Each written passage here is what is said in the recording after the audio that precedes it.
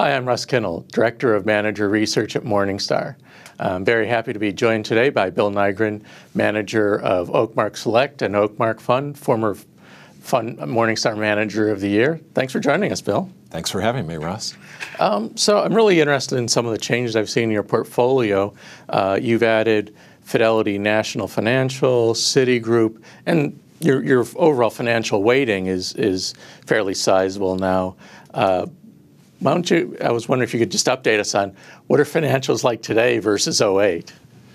Well, Russ, I think the financials today are very attractive because of what they went through in '08. And so many investors lost so much money in the financials, not anticipating the housing collapse, that they kind of swore off financials, thought they were too opaque to understand. We think the real problem with financials was, especially the banks, they did basically what they told us they were going to do. They collected retail deposits, they lent them against real estate stock, and we just never anticipated that real estate could crash the way it did in '08. So I think rather than think banks are too tough to understand, '08 actually proved banks are doing what they do, doing what they've always done. And when you look at how they're different today, lending is done based on old-fashioned lending standards. They're actually making sure that the loans they make are to people who are likely to pay them back. Housing prices are already down a lot. I think a repeat of a 20% drop is quite unlikely. And almost as important, capital levels are so much higher today. A lot of banks back in '08 had maybe 5% of their assets represented in equity. Today, most of the large banks are over 10%. So that means it would take twice as big a drop in real estate to cause the same degree of problems.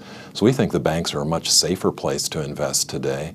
The market doesn't price them at anything like the levels it used to. You can buy almost any large bank at less than book value. And we think they're going to be good businesses going forward. And of course, if you want to beat the market, sometimes that means buying the stuff that people don't like. It's tough to beat the market if you're always buying the most loved stocks. Well, I think sometimes people forget that risk isn't just about the business, it's also about the price you pay. If you buy a bank at 3 times earnings, that's a risky investment. But a bank at 80% of tangible book, we don't think there's any reason to believe that's a riskier investment than most of any stocks in the stock market. Mm-hmm. And I mentioned Fidelity National and Citigroup. Any thoughts on what particular makes those attractive? Well, I think the Citi story is very similar to the other large multinational banks. Sure. You've got a stock that's trading just over 50. It's got a book value that's almost $70 a share. Tangible book is in the low to mid 60s. We think trend earnings are probably $6 a share, and that doesn't give them credit for 2 of the important assets they have that most other banks don't have. Number one, their tax loss carry forward is very large, a result of them having made so many mistakes in going into the correction in '08.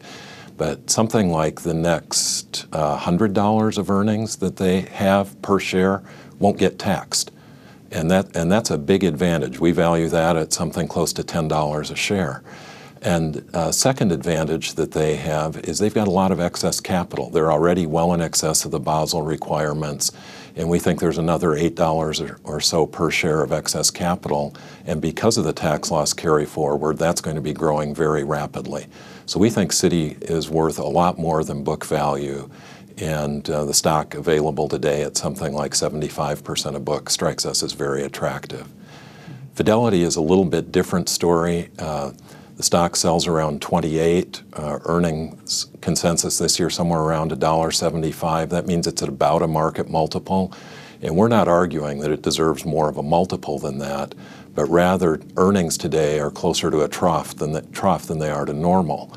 So the Fidelity is the largest title supplier in the country, and title insurance volume right now is about 40% below normal levels. New home completions are below normal, existing housing turnover is below normal, and even refi volume, now that interest rates have stayed low volatility at low levels the past couple of years, even that has gotten to be below an average level. So we think Fidelity is capable of something more like $4 a share of earnings in a normal environment, and that means today's price is about half the market multiple. Mm-hmm. And then something pretty different that you bought was Amazon.com, which sold off in the first half. What attracted you there? Well, I think today it's either financials that are attractive or it's really good businesses that are perceived as selling at too high a multiple for value managers to buy. And Amazon certainly qualifies because they're hardly earning any money at all, and the stock price is in the low 300s, so the PE multiple today is enormous. But we think with retailers, it's really important to look at a price-to-sales ratio.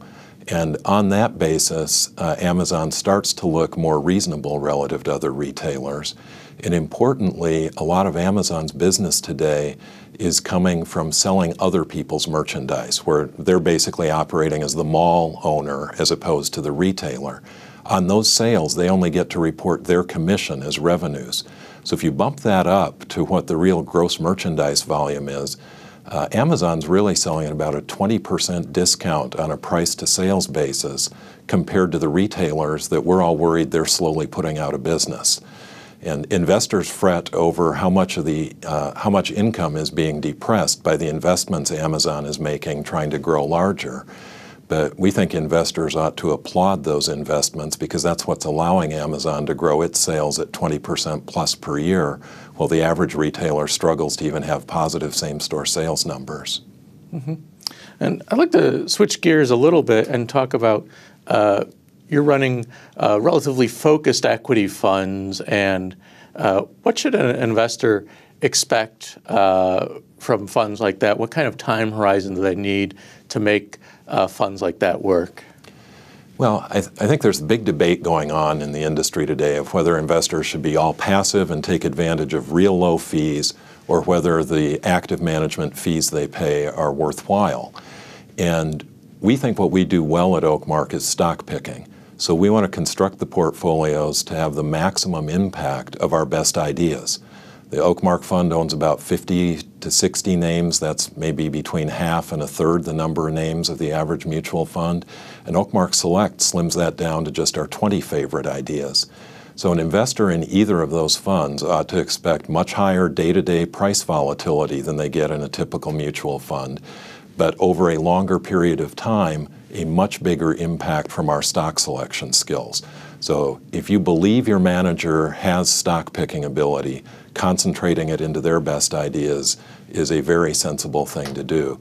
And one of the ways I like to describe it is if someone is building a portfolio of mutual funds, rather than have my 150 best ideas, wouldn't they rather have my 50 best ideas in Oakmark and then 2 other managers who they think are exceptional and just get their 50 best ideas as well? Because the last thing you want to do when you combine a portfolio of mutual funds is basically end up inadvertently reproducing the index, and then you've just created an index fund, but you're still paying active management fees for it. Mm-hmm.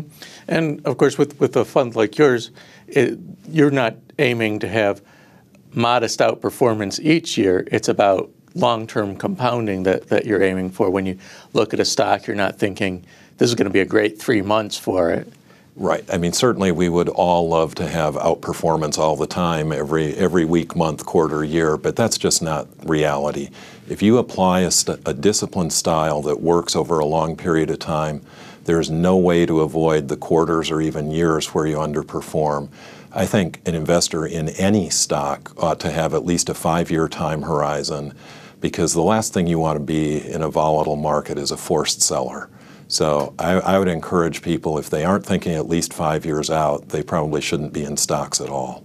You're looking out yourself, 5 or 10 years down the road for individual stocks, and it's not so much about 1 year. And when I talk to managers after a bad year like '08, they get excited, and when things get pricier, they're very much the opposite of fund investors. Well, I think a lot of investors today, both amateur and professionals, have adopted this really short time frame where they think everything is about trying to outguess everyone else on the next quarter.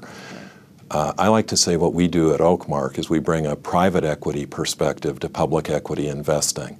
You think about what a private equity firm does well, they think about how investors might view their investment differently 5 to 7 years down the road. And then you start thinking about business fundamentals. What kind of market share does a company have? What kind of competitive advantage does it have? How can things change over a long time horizon? Do they have industry headwinds or are there tailwinds? Like with our Amazon investment, the transition of retailing from bricks and mortar to online, or with a company like Google that we own, from print advertising to online. Those kind of trends over 5 years can be very, very powerful. And I think it gives us an advantage today that most investors overreact to very short-term news, and that can really create opportunity for someone who's focused on a 5 to 7 year time horizon. Bill, thanks for joining us. Thanks for having me, Russ. You're welcome. I'm Russ Kinnell.